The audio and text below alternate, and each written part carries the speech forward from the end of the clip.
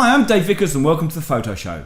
In today's episode we're taking a look at the two new camera offerings from Panasonic, the Lumix S1 and the Lumix S1R.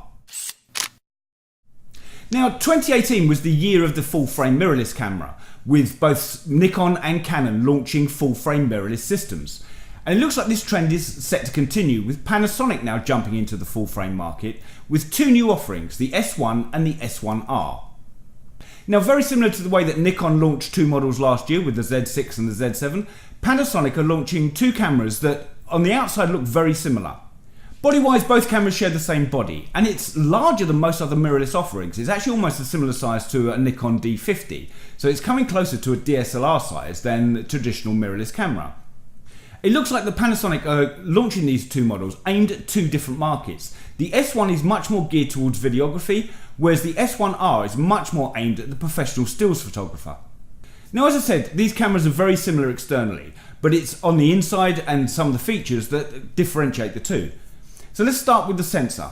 The S1 has a 24.2 megapixel full frame sensor, and the S1R has a 47.3 megapixel full frame sensor. ISO range on both the cameras differs slightly. The S1 has an ISO range of ISO 50 to ISO 51600, whereas the S1R has an ISO range of ISO 100 to 25600.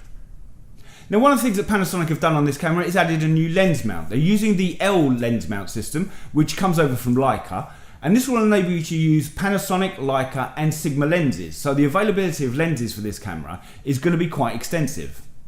Now, both cameras have built-in 5-axis image stabilization, and this will work on its own, and it'll also work in conjunction with stabilized lenses as well. So with the stabilized lenses, you're getting the benefit of using the in-body stabilization and the stabilized lens as well. Shutter speed. The S1 will have a maximum shutter speed of 1/8000th of a second, and the S1R will have a maximum shutter speed of 1/16,000th of a second.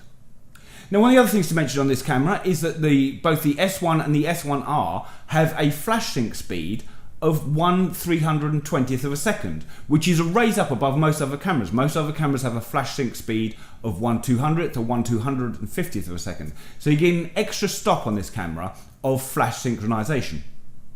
In continuous focus mode, both of these cameras will shoot at 9 frames a second, but both of them also offer Panasonic's 4K and 6K photo modes. And basically what this allows you to do is to film a short section of video and then pick individual frames to be used as JPEGs. And if you're shooting in the 4K mode, this will shoot at up to 60 frames per second. If you're shooting in the 6K photo mode, which is higher quality, it will shoot 30 frames a second. So in both those modes, you've got the option of having 60 frames a second or 30 frames a second to choose from. They're only in JPEG, but it does give you the option to capture fast moving subjects or elusive subjects using those two photo modes. Autofocus is a contrast based AF system on both cameras, offering 225 autofocus points.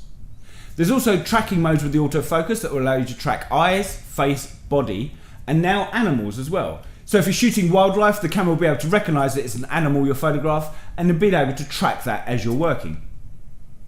Another interesting feature that's added to both cameras is what Panasonic's calling their high resolution photo mode. And what this is going to do, it's going to utilise the built-in stabilisation to move the sensor around while the camera takes a series of 8 photos, then combines them into one high-resolution image. On the S1, this will produce an image which is the equivalent to a 96 megapixel photo. And on the S1R, with its high-resolution sensor, this is going to give you a whopping 187 megapixel image. This is going to be ideal for landscape photographers who want really high quality images out of their cameras.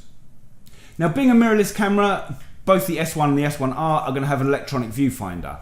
And Panasonic have upped the game here again by putting in a 5.7 million dot resolution viewfinder. This is the highest on the market so far, with a really quick refresh rate, and should give a really fantastic live view through the electronic viewfinder. On the back of the camera is a 3.2 inch tri-axis touchscreen. It's not fully articulating, it won't swing round and be ideal for vlogging, but it is tri-axis, similar to the system used on a lot of the Fuji mirrorless cameras now. In addition to the touchscreen, the menus within the camera have been updated, making them much easier to navigate over previous Panasonic models. Next onto video. Now this is where the cameras differentiate. Apart from the fact of the different sensor sizes, this is where the biggest difference in the two models actually happens. Now Panasonic are well known for their videos. The GH5 is a renowned video camera, and again they're carrying this over into the S1 model. Now the S1 will shoot 4K video at up to 60 frames a second. But if you're shooting at 60 frames per second in 4K, it is introducing a crop factor, which is bringing it down closer to an APS-C size sensor. In 1080p, the S1 will shoot at 180 frames per second, which will actually give you 6 times slow motion, which will allow you to slow your footage down 6 times over normal speed.